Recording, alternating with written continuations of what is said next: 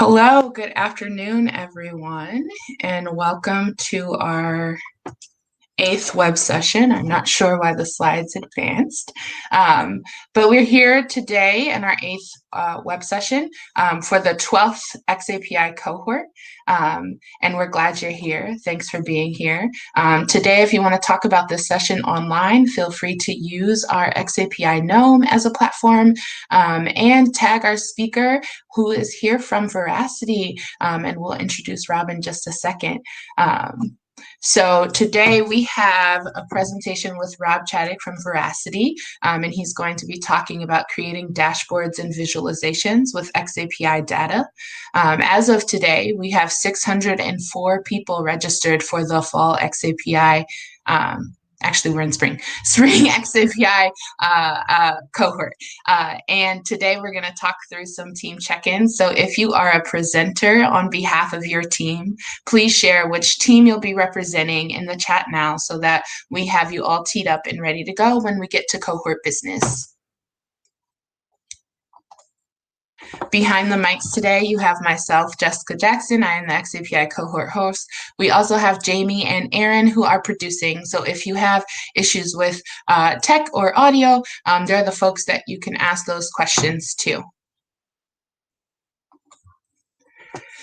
As I said, we're in week 8, so we are moving right along and advancing right into our semester. And today we're going to be talking about creating dashboards and visualizations with xAPI data. Next week, we'll have some case studies, and stay tuned for that announcement of our case studies. And then we'll move into project team demos. This is the time when I remind everyone that project team demos and presenting out does not need to be perfect, and that you can present out at any point that you are in with your project. It's a great place to get feedback and to collaborate with other folks in our network. So if you're thinking about presenting at the party in May, on May 14th, Project Team Demos is a great place to do that first round of presentation and get some feedback. With that, I'm going to pass over the mic to Rob. Rob, did you have any? There you are. I know you're going to be sharing. Yep. Hi, everybody. This is Rob with Veracity. How are you? Should I just dive right into it? Yeah, this is all you. I'm Okay. passing over the mic. Okay. And also I should ask you, how long do you want me to go? Because I can go as long as you want. Yeah, 40 minutes max, 45. Okay. Okay, great. So hi, everybody. I'm Rob with Veracity. I'm kind of the lead engineer of our LRS project. The cohort asked me to come and talk about data visualization analytics. And I put together kind of a slide deck because I don't want to, I don't want to just demo software and all that. I want to teach you about how this works and what it means. And I put together a deck of slides that I actually think is pretty good. I'd love to walk you guys through it. And if you do want kind of to look at how to use the software, I mean, I don't think we want to go into that, but if there's time, we can. But what I really want to do is I want to walk you through this presentation I've made about how data analytics with xAPI works. So let me see if I can find my screen share button here. What is it? Tools, desktop share, start screen share, and let's grab this one. You guys see my Google slide there? Looks good? Anybody? Looks great. All right. Okay, great. So, quick rundown of the overview and what I'm going to talk about. I've kind of already introduced myself. I know you guys all have seen this before, but I'll do a 2-minute review of xAPI while I stand on my soapbox about object identifiers, because it turns out the topic of object identifiers is critically important to understanding how we do analytics. It comes up all the time that not really understanding, really deeply getting what the identifiers refer to and what they identify ends up being a real challenge for data analytics. I want to talk about the mechanism that we use to think about the data analytics that are fast. Right? There's all kinds of different algorithms that you can use, but one in particular turns out to be, and it's not just an algorithm, it's a way of thinking about the data. it can be done at very, very big scale. You know, we spend a lot of time thinking about, it's all well and good to answer a question about, you know, what's the average score of this quiz question when you've got 5,000 xAPI statements. And for a lot of you, that'll be perfectly reasonable. You know, in our business, we worry about those kinds of topics at 5 million or 50 million or even 500 million xAPI statements. You know, answering those questions becomes much more interesting. We're very keen on making sure the analytics algorithms that we use are the fast ones. So I'll talk all about that. And then I've got some examples. I've pulled a bunch of different graphs and charts that came out of our work over the years to talk about how they fit, or in some cases don't really fit, these ideas. So let me just give you the 2-minute refresher. I'm sure everybody is familiar with this. I know you guys know that an xAPI statement is about actor, verb, object.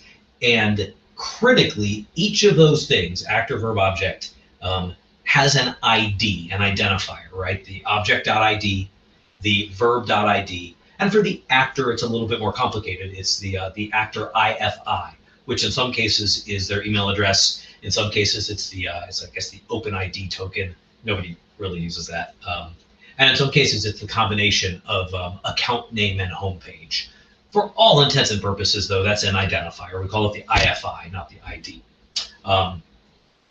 I also want to make a note that the xAPI data model includes a specification, includes a mechanism for encoding all of the typical user interaction data types: multiple choice questions, matching questions, fill in the blank questions.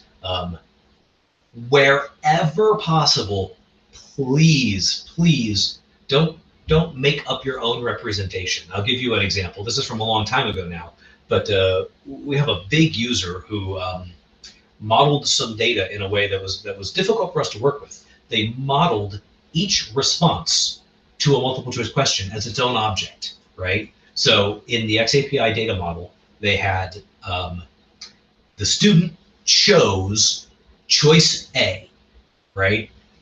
It's not that we can't work with that. We can, but wow, it was not the typical pattern in xAPI, and it became very difficult for us to work with. There is a way for you to encode multiple choice questions it's called the CMI interaction part of the specification. So if you're doing this kind of stuff, please check up on that. Those kinds of things are really very important. Similarly, there's a place to put results and scores. We occasionally see things like the score encoded in some kind of extension. We often find a lot of data that could have gone into the specification natively encoded into an extension. And that just, I mean, it kind of breaks a lot of our inbuilt tooling, right? Because we expect it to be in the obvious place and it's somewhere else. So I just wanted to kind of foot stomp that topic to remind people to do that.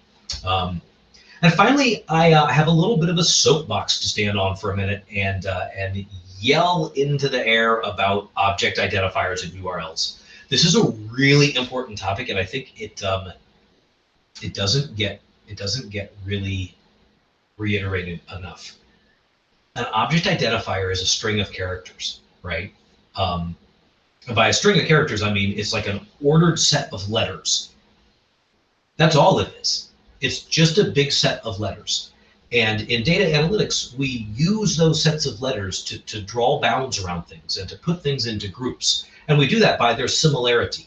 One of the things that becomes, it's a very common pattern that is problematic, is object identifiers that include semantic meaning in the letters. For instance, computerhope.com, I mean, whatever, this is a little graphic I pulled up from Google, but you know, /vocabulary/failed.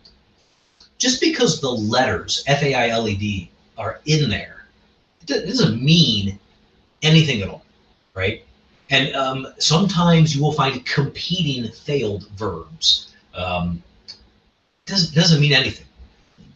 Generally, the data systems are not going to be able to say, oh, those both count as failed.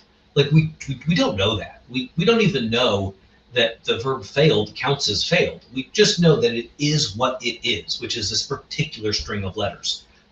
Something that happens a lot is using a slash and then some information, and then a slash as information to represent hierarchy.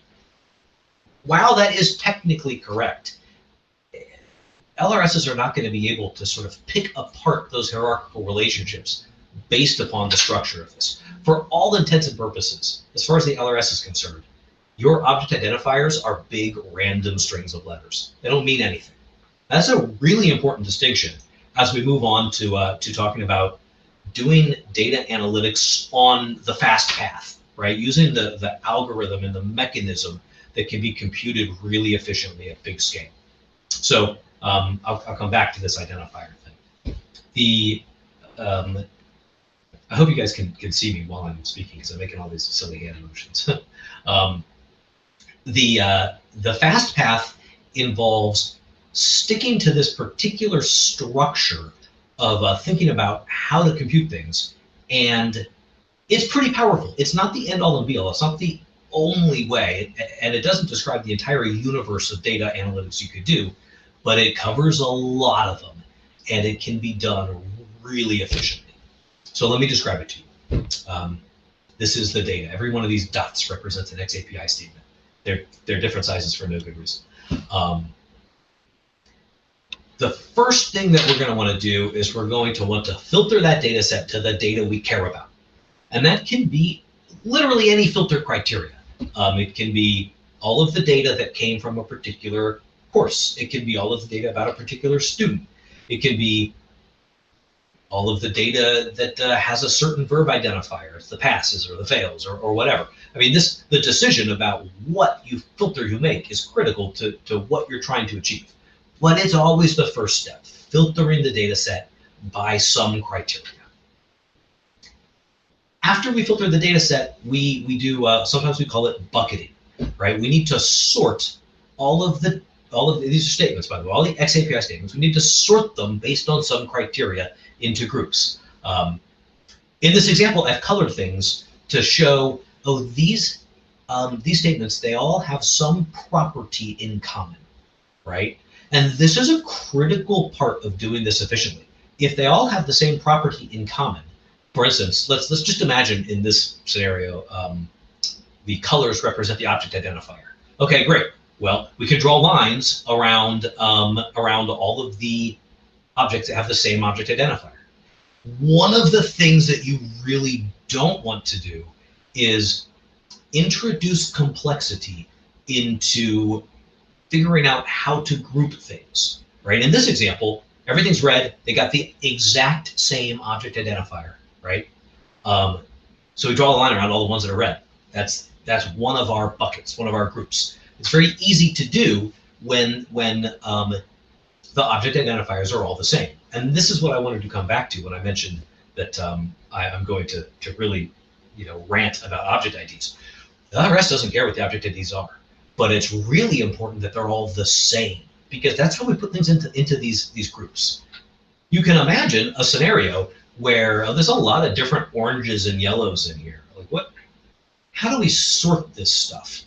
If the sorting becomes its own problem, where we have to make a decision over every statement, now you're off the fast path. Now, what could have been done in tens of thousands or hundreds of millions of xAPI statements, now it's slow and not going to run in real time and maybe might not be computable at all. So if you have a situation like this where it's complex and hard to differentiate things, then it's hard to put them in groups. And if it's hard to put them in groups, then it's very, very difficult to do the analytics at scale. Once we have these things in groups, sometimes we call them buckets, we can sort the buckets.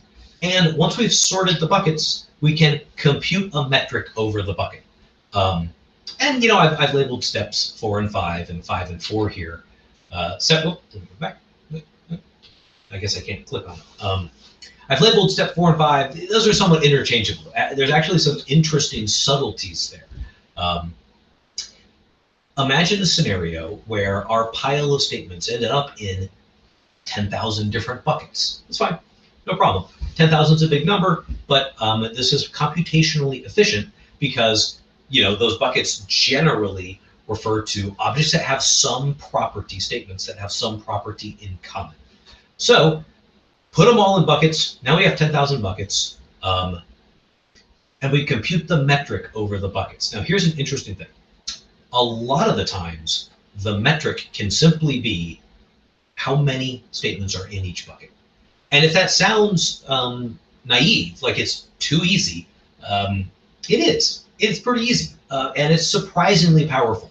For instance, off the top of my head, let's say, easy one, which courses are most frequently passed? Filter the data set by courses, filter by the past verb, right? Bucket, count, done, right? I should say, let's back that up a little bit though, because it's a little bit tricky. Bucket, and then sort by the number of statements in each bucket. Take the top 10. Those are the top 10 most passed courses. That's easy. The metric doesn't necessarily have to be how many things are in the bucket, right? The metric can also be things like, and here's a good example, by the way, of a metric of count. 200 statements for each person. These are actors with the most, whatever the filter was. But you can just as well have metrics that are averages. In this case, it's the average of the result duration. So this is interesting, and there's something else interesting on this graph too. You'll notice that these are not in order. And I did note that the sorting of buckets can happen before or after the computation of the metric. These are the average scores of I think these are exam responses, of the exam questions that are most represented in the data set. So that's a little bit interesting, and you'll note that the responses, or I should say the questions that are most represented in the data set are not necessarily the ones with the highest or the lowest average duration. So if we are interested in just the counts of things, that can be done very efficiently because we can sort by count and then pull the metric. If we are interested in the minimum metric, we have to compute the metric over all the buckets and then give you the top ones, right? So there are some shortcuts we can take, and if we can model our questions as asking about numbers of xAPI statements, this can be done fantastically efficiently. You'll also note that the number of buckets, that makes a big difference. If you can avoid being too precise with the splitting, right? If you don't want to split things out when you don't care about the differences, then you can avoid some of the computational cost of the metrics. So anyway, there are a handful of metrics that are efficient to compute, that are easy. The minimum of something, the maximum of something, the average, the sum total, or the standard deviation, right? And a couple other kind of statistics things that can be done very, very, very efficiently. Here's one where we pull actually two metrics. One metric is the average, right? And that is the average score, right? And I actually gloss over a lot the average of what. We almost don't care. This works if you're taking the average score. It works if you're taking the average duration in time spent in milliseconds. It works if you're taking any numerical property, even if that numerical property is inside of some xAPI extension, right? It works all the same as far as the LRS is concerned. This visualization actually requires two metrics to be computed by the buckets. The filter is no filter. We took the whole data set in this case. We bucket by the parent identifier because this data set includes three assessments, many questions inside the assessments. All of that's immaterial. We bucket by the parent identifier, and then we average the questions, right? And so the two metrics are the average of the score and then the standard deviation of the score. And then we plot that on these little kind of interval diagrams to show the average versus the spread. This one doesn't mean much. These numbers were randomly generated, but sometimes you find a lot of questions are 100% right with no variability. Like, oh, well, that's interesting, right? No one ever got it wrong. The spread can give you some information. Pardon me. So there are some cases where you just have a single bucket, and when you have a single bucket, you might prefer to render things as a numeric value on the screen. Rather, you're not comparing things to each other. You can just put it on the screen as sort of a big card to say this was the value. For instance, a class average score. This you'll note that this doesn't mean it computes the whole data set, right? We might still have some filter, but there's just one bucket here. And some of our tools in our LRS actually generate multiple buckets and then just kind of take the top one by some metric. And that's how that's done.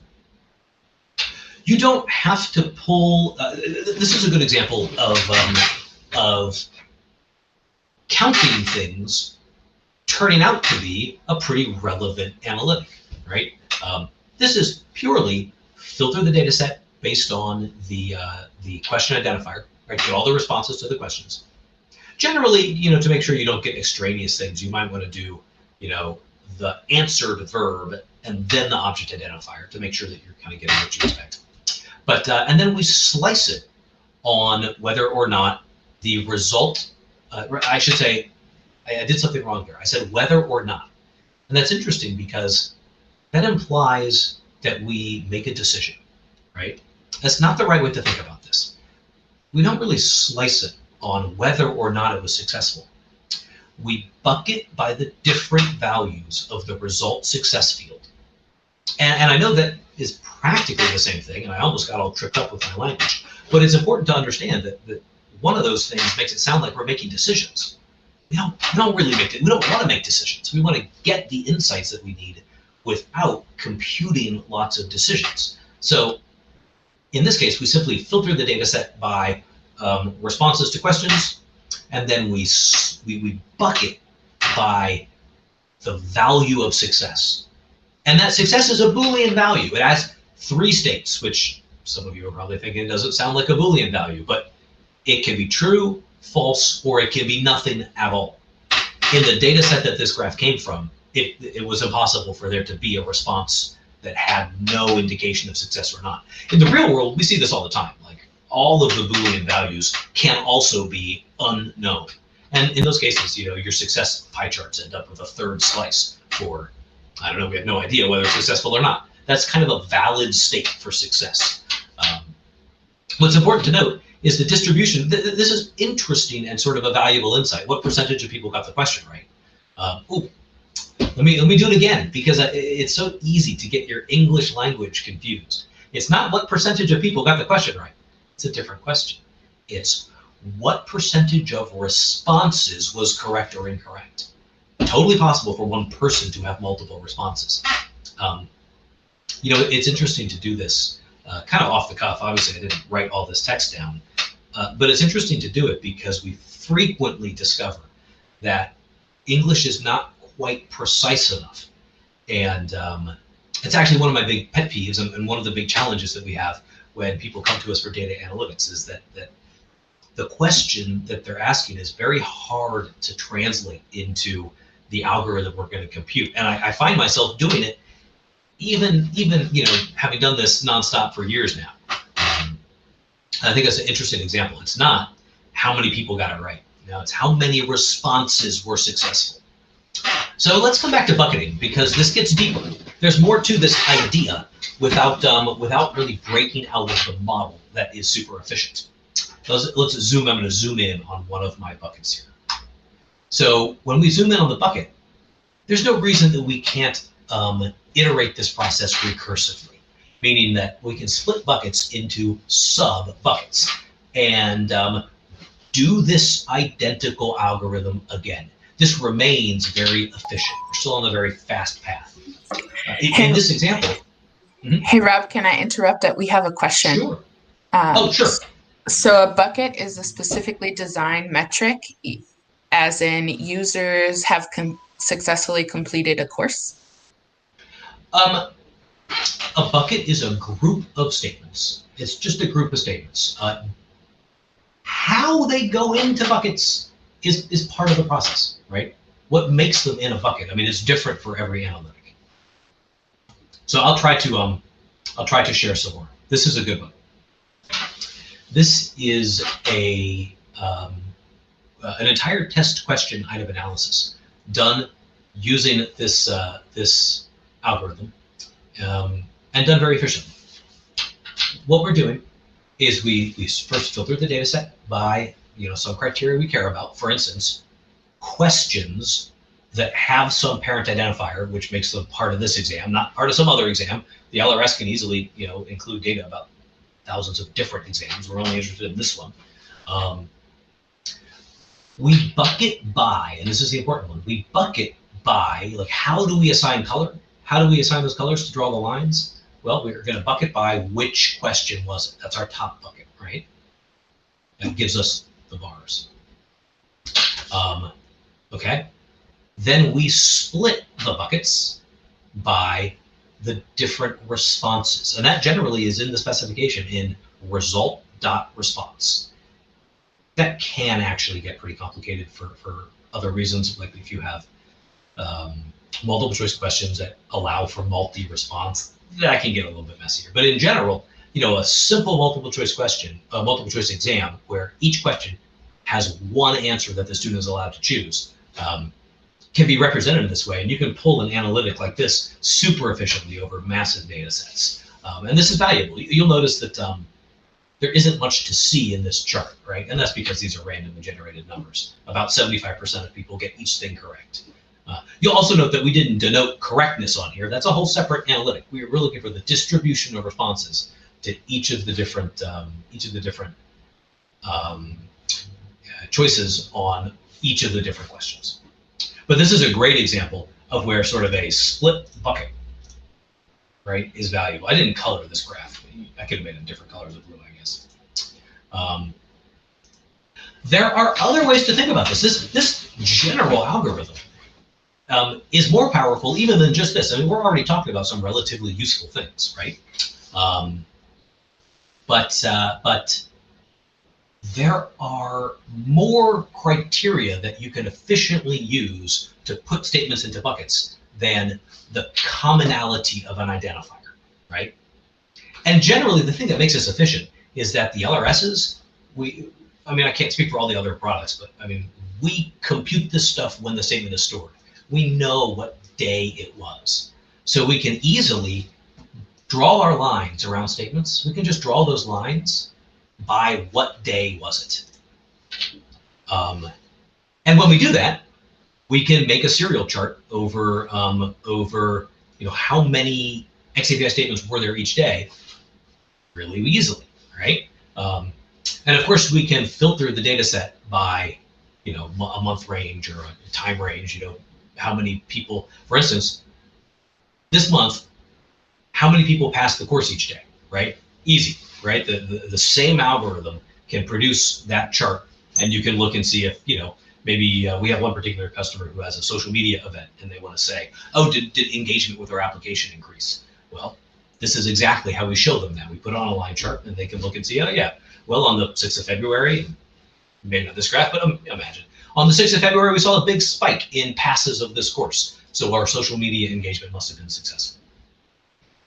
We keep other indexes. We have other information that's sort of readily available that we use to draw those lines around the xAPI statements very efficiently. Like, not what day was it as far as absolute days through history, but what day of the week was it? And then we can use that information to do sort of a weekly punch card. So there's a lot of different ways that you can slice these things, even if the metric isn't, sorry, not the metric, the thing that you use to make a bucket isn't something as simple as, do they have the same object identifier? Do they have the same actor identifier? Here's another one. I have lots of examples of this. It turns out that this general pattern, fantastically powerful. This is a Gantt chart showing sessions of students using content. And we pull two metrics and we bucket by what we call the registration. So for those of you on this call who know me, and I think it's probably a pretty good percentage of you, each of you will have heard me complain at some point that the data set doesn't include registrations, and I wish it did. A registration, it's a path on the statement, right? Context.registration. And it takes a random number. They call it a UUID. For all intents and purposes, it's a random number. The colors in this case, right, the colors would have been, what are the values of those numbers? And the assumption is that the learning content provider, the LRP, would be stamping every xAPI statement with the same random number for the same attempt, right? That becomes sort of like an attempt identifier. If the content does that, then we can draw these lines very efficiently. We can pull two metrics, the minimum and the maximum timestamp, and then we can render the Gantt chart of people's interactions really easily, right? Something that comes up a lot, and a question that people will ask, and somebody in this room, I'm sure right now, is thinking this. Couldn't you just take the initialize and then the terminate and use that to bookend the xAPI statements? And the answer is yes. I mean, we can do that, but it's not super efficient, right? Because we have to make a lot of decisions. For every learner, we have to go to the database and find the first. And then we have to go back to the database and find the next closing termination, right? Not the first closing termination we see, because they could have had another session between now and then. But the closest termination to the initialize. So that's slow, which is why I'm always telling people, put the registration values on the statements. It really helps us do these kinds of things.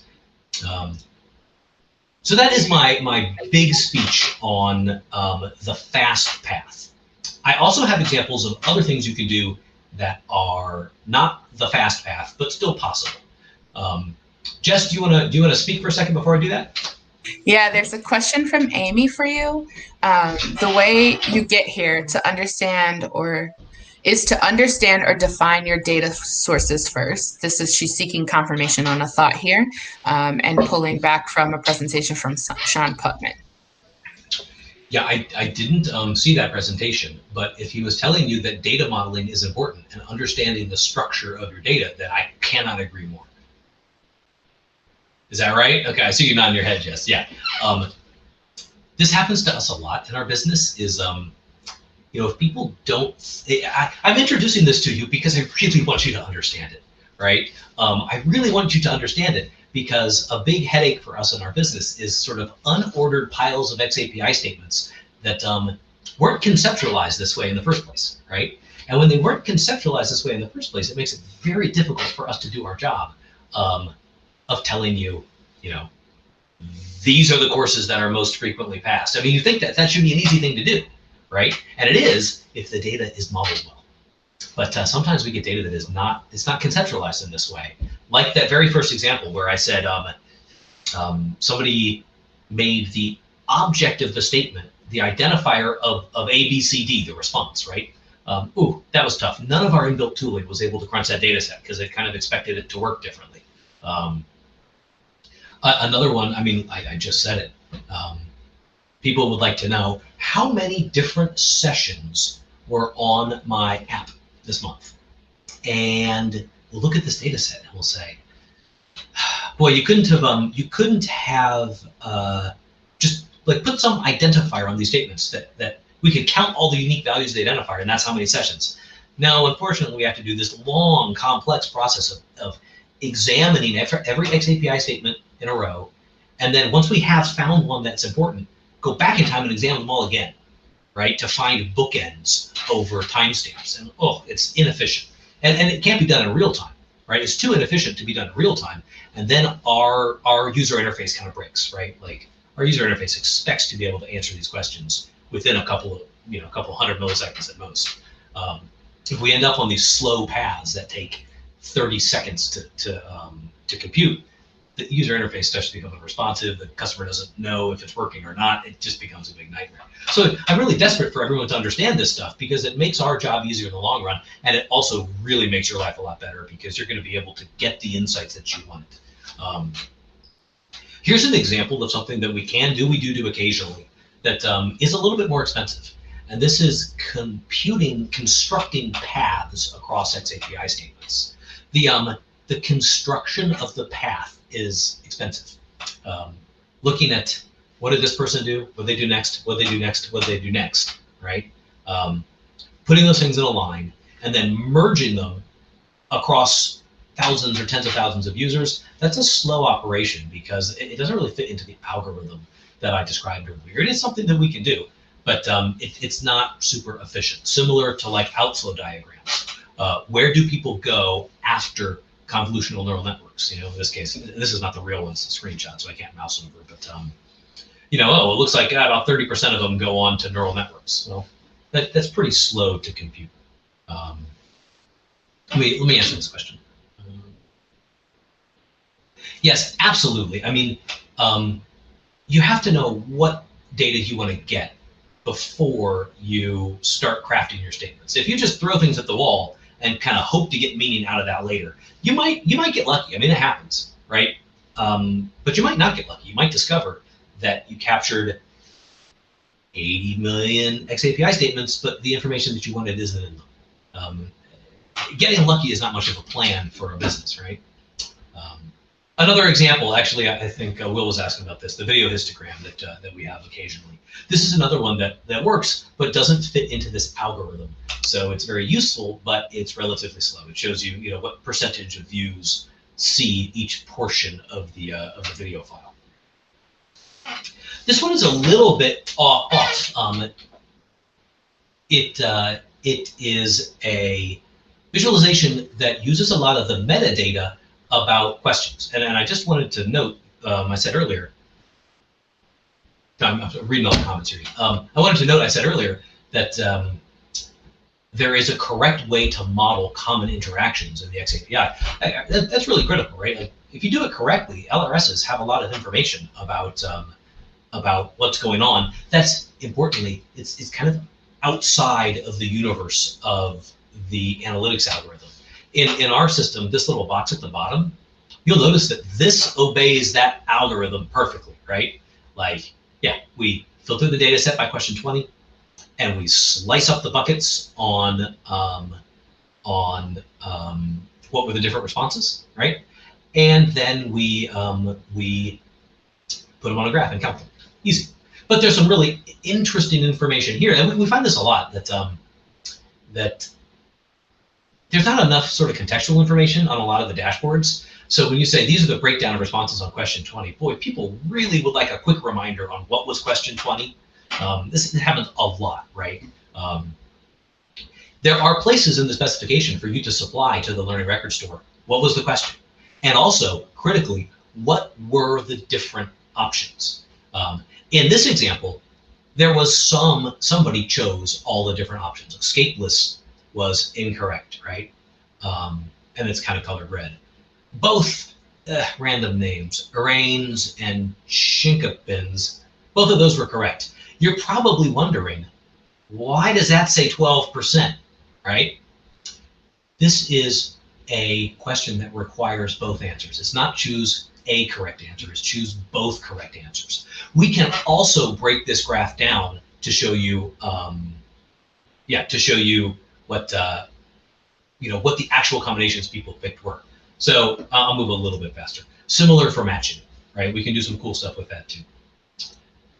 Another thing that an LRS can do is it can assemble a content hierarchy on the fly. If you provide in your xAPI statements the hierarchy of the context parent in the context activities, then we can start to build up these trees of what content is inside of what other content. And that's what we call the canonical tables, the canonical activity definition. So those are built up on the fly by an LRS, and they help you kind of navigate the content structure. I will note that this is one of the reasons that you will often hear me advise you, and I know I talk to a lot of the people in this community a lot, advise people against using context activities to append information that is not an activity. Right? I mean, I know that sounds silly, but this comes up all the time. People will say, oh, and I'm going to put a context activity in here, and I'm going to make the ID of the context activity, I'm going to make that sort of represent whether or not the person was on a bus. And you're like,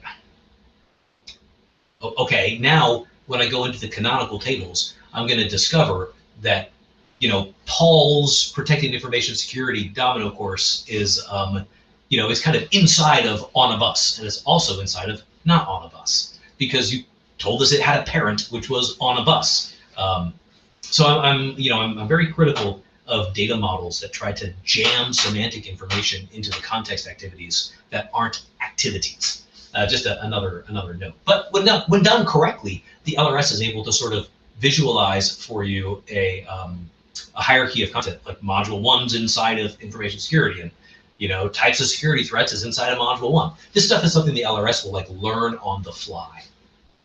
So I'll go a little bit faster here, but harder questions, possible to answer, but complex and so on. And those are questions that require joining data from other sources. I'm not sure how far along in your xAPI education everybody here is, but you may have heard that the xAPI includes a couple of scratch pads for you to store things like a profile for a user. Things like there's a proper place for you to say that Rob Chadwick is a programmer, right? The programmer is kind of an arbitrary, like a predicate. You could say anything about Rob, but you put it in the agent profile, right? One thing that is tricky is any analysis that requires you to know let's go with occupation, to know the occupation of the agent before you do the bucketing, right? If you have to know it before you do the bucketing, then you have to look it up for every xAPI statement. And if you've got 100 million xAPI statements, that can be really inefficient. Interestingly, the question, show me the occupation of the 10 top performing students, for some definition of performing, that can be done efficiently, because we find 10 students and then we look up the occupation 10 times. But show me the top 10 scoring occupations. In that case, we need to know the occupation of the agent of every xAPI statement before we draw lines to make buckets. That's slow and inefficient. Technically possible, but at scale can't be computed real time. And so we don't build those kinds of tools into our user interfaces. We relegate that to these kind of offline processing jobs. A very interesting distinction. The question is almost the same, but one of them can be done in milliseconds and one of them can take minutes.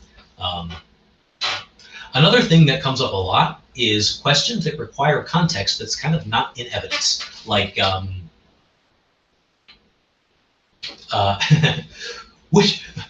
a good one. Which of the choices to this question has never been chosen?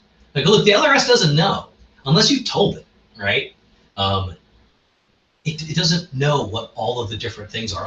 A better example, because this, like I said earlier, I've been saying this, the specification does include a proper place for you to denote the possible choices to a multiple choice question. Let's go with which chapters of my book has nobody read? Can't answer that question, right? We can't answer questions about the absence of data. So when people call upon us to do this kind of analytic, what we end up doing is we encode that additional context into the question itself. This is a little burn down, I don't know if it's burn down chart, it's a little kind of like a punch card visualization showing us people doing each of the lessons, each of the 5 lessons in some courseware. And we see that Edwin Hopkins has only done 1, he hasn't finished, right? And Ida still isn't done yet either. So this is interesting. I'm like, well, which 5? Right? Like, how did we know which 5? In a properly modeled system, right? We could probably figure out what 5 there are by drawing buckets, right? We just say, draw buckets around xAPI statements that have unique values on this field, and we'd find that there's 5 of them, and that's how we could construct this. For this particular example, it wasn't modeled that well, and that required us to sort of ask the database 5 times, right? Who are all the people who did this one? Who are the people who did this one? Who are the people who did this one? That's fine. There's nothing wrong with doing that, right? But it means that if you add a new course, we have to go back and like update the code. And that's not ideal. Like, ideally, we would build these analytic systems that, if there was a new chapter in your book, we would just know about it and be able to show you people reading it, right? You don't have to go back and say, oh, I updated my content, so now I have to go update all my dashboards. Ideally, they would be able to intuit these things. But if the data doesn't kind of include the context, then we have to kind of get the context into the question, not into the data. And so that can be difficult. Another classic example of not enough context is, what's a learner's progress versus their class? Like, the LRS has no idea what class they're in, right? It doesn't even really know what progress means. What do you mean by progress, right? Again, in this example, it's something we really did for somebody a while back, but but both of the questions have to include sort of, who are you? Who are all the people who might be your class? And what do you mean by progress? So I'm not going to show you the queries that go into this, but it's important to note that the queries include a list of the other people in the class. If the number of people in the class changes, we have to go update that query.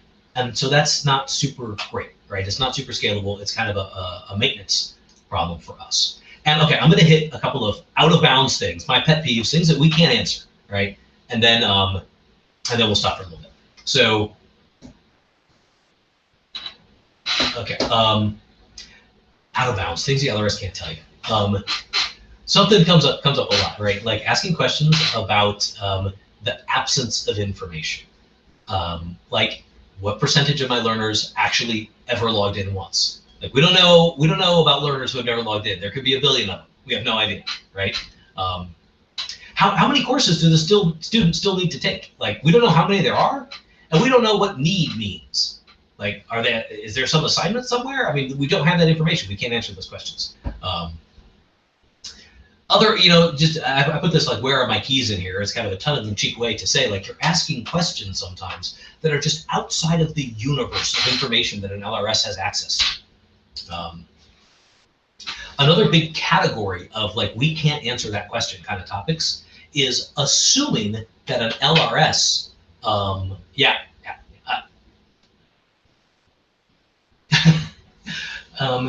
assuming that the learning record provider tracks session.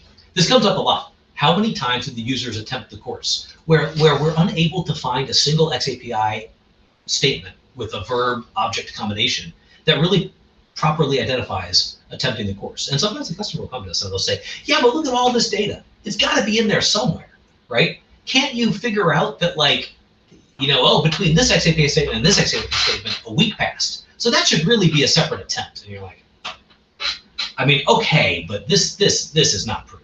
This is not going to run really successfully, and you're going to have all kinds of weird outliers where, no, that guy really left that courseware open on his computer for a week and a half and get back to it, and it should have been one session, but now it's two, and the analytics are all messed up. It looks like he got a 200% or whatever, right?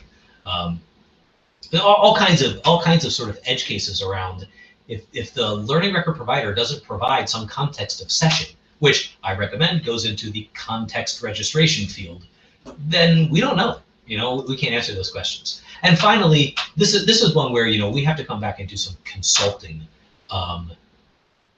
which is, like, what of my content is most effective? How does the courseware impact learner achievement? How do people use my application? These aren't data analyses, right? These are sort of business outcome kind of wish lists. We have to translate this stuff, and we end up consulting and talking. There's always a lot of negotiation around what data analytics are we actually going to do to help you answer that question, because there isn't a what content is most effective button. We don't have any concept of a definition of effective. You got to supply that to us, and then maybe we can come back and do something with it. That's the end of my prepared slides. We've got about 12 minutes. Jess, I wasn't going to demo our software, but do you want to plug the, there's like an event, like a night, right? There is an event. There is a channel in Slack for demos. And then we are actually right at time for the presentation. And my dog is coughing in the background, so I apologize, y'all. So I do have some cohort business to go into, and I will hop into that, Rob. And I also corrected your name, Rod Chadwick. There was a typo in our slide, so I apologize for that. But thank you so much for that presentation. Thank you for sharing. So you got such great feedback in the chat. Lots of folks put pieces together that they haven't put back together. And in Slack, there is a product demo conversation that you can absolutely add into and shared there. So I want to hop into where we are for our last 11 minutes for today. So we are still kind of iterating with our teams. I see lots of movement in our teams, and we're going to do our team update using GitHub.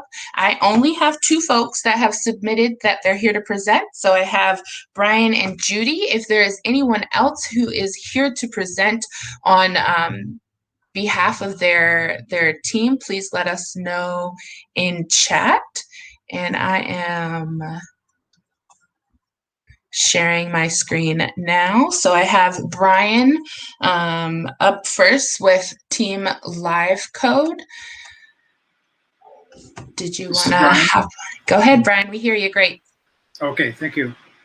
So Team Live Code had our meeting again on Wednesday, and we did an update to some of the projects that we had in place for our development side. So first off, in the update in the Teams page, you'll see I set up a When to Meet, which is a tool for people to enter their schedule. We're going to do a 2-hour live code session. This is open to members of the xAPI cohort. Now that I think about it, I'll throw that in the chat as well. If people want to find out what live code is and what it's about, go ahead and use this URL to tell us when you're available. The challenge is if you're not on our Slack and you just put in your name in this tool, I won't know how to communicate you. So the best thing to do is to join our Slack as well as to log into this. And that way we can see who, I can let people know through the Slack channel when the live code intro to live code session is going to be and how to access it. So the other thing is our weekly meeting details. Again, I mentioned we went through some updates. So the URL for the YouTube is published in the update. If people want to see what the projects look like in their current state, we are constantly sort of showing our progress each week and showing multiple projects that are working in parallel. And the idea is, as we are doing this, we are also going through some of the functionality of live code. So it's a learning experience. If you're not familiar with live code, if you are familiar with live code, we're sort of sharing our knowledge about how to implement xAPI within that environment. So it's an ongoing experience. And what we hope to accomplish next week is publishing details about the intro to live code, as I mentioned. And again, we'll be doing another weekly meeting with project updates. Awesome. Thank you, Brian. I'm checking chat. So let me know in chat if there's any questions. Thanks, Jess. No problem. I'm going to pass it over to Miranda with Team Goodish. Hello, can you hear me? I hear you. Great. Great. I just updated it, so you're probably not going to see it just yet. But oh heck yes. Okay, so there it is. What we did this week, looked in there. Our bot could live within the workflow of a hiring professional as they do the sourcing process and carry that out. And we looked at functionalities of different HRIS, such as iCIMS and Workday. We continued to work on content and looked at group contributions, the individual contributions, and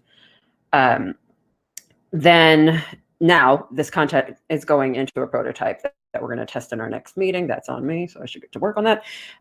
Areas where our teammates need support, we're getting into the development part, and chances are we may need help or advice along the way, so we may reach out to those of you who know what you're doing for help or advice soon.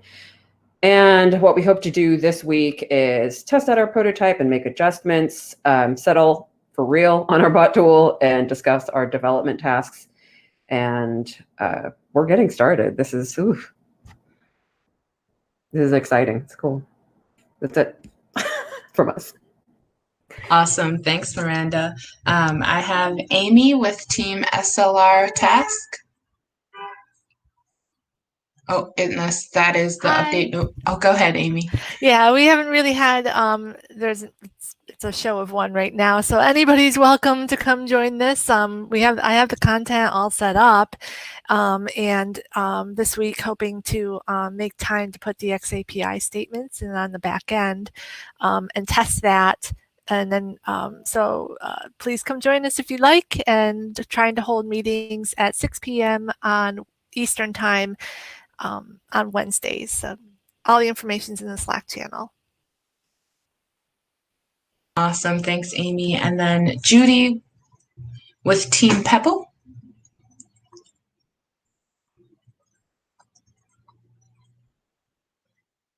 Sorry, tricky microphone every time. We just a very brief update this week. We are in the process of storyboarding. We did a little bit of prototype storyboard and developed it out so that we could inform the further storyboarding. So we're hoping to develop or to be starting development of a full storyboard next week. Awesome. Thanks, Judy. And then we have Kieran with Visualize Learner Behavior.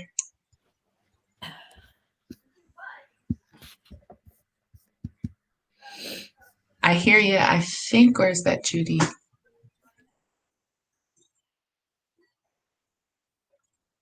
Kieran, I think you're still on mute.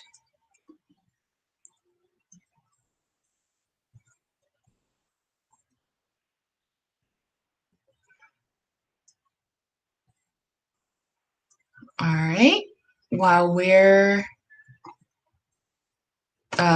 navigating audio delays, there's lots of updates online that you can see from Team Visualize Student Learner Behavior. There's good news and bad news. The good news is they have a Unity program that lets you see what students are doing, and each lesson is represented in a slab. There's a video here, the animation here. And then the bad news is that much of the past data is not usable. The capture code, it's with the capture code they have for now. So it looks like they're going to be working through some more testing with that and using a JavaScript API for testing and going back and redoing some of the capture programs. With that, we have about 3 minutes left, and I do have some updates. We are starting project team demos on April 15th, and we also have them on April 22nd. So there are 3 open presentation slots for both of those days. I will be calling folks. I will be letting folks know in Slack to sign up. If your team wants to present on either of those days, please respond to me in Slack or shoot me a DM. Our presentations are usually 12 to 15 minutes, plus some time for questions, and they do generally include slides or some sort of screen share. The presenter can screen share for demo if that's something. I want to reiterate here that your project does not need to be perfect or finished. You're just here to share what your team has accomplished, get feedback, and share what you learned. So if you know which date your team would like to present on, go ahead and let me know in Slack. And if not, just go ahead and you can sign up in the next couple weeks. We still are accepting proposals for the xAPI party and the download on May 14th. This goes out in our weekly update, the link there every week. So go ahead and submit a proposal or sign up to register for the party. And some good things to know is that next week we'll be talking about some practical case studies, and May 14th is the party. It seems like Kieran might have mic access now, so I will finish up with you on the mic, kind of giving your update if there's something you wanted to share there, Kieran. Okay, can you hear me now? Yes, we can Hooray! hear you. Wow, I always have trouble with microphones here. If you look on our GitHub page, our project is visualizing student behavior, and we actually have visualizations now. In particular, this is a very silly, gratuitous use of technology, but I made a simulation dog called xAPI, the data visualization dog. And on our GitHub, you can see a quick video of xAPI running, basically pulling up some data, and you can watch as xAPI does his. There he is. There's xAPI standing up, and if you can load data sets. So right now, loading data set on student 5, and you can see you can watch as student 5 works through various lessons. And you can see student 5 is sort of jittery there, is jumping up and down in the lesson. So this tells me something about how students are working through these particular lessons. There was a problem with data collection, and I made a mistake in that, but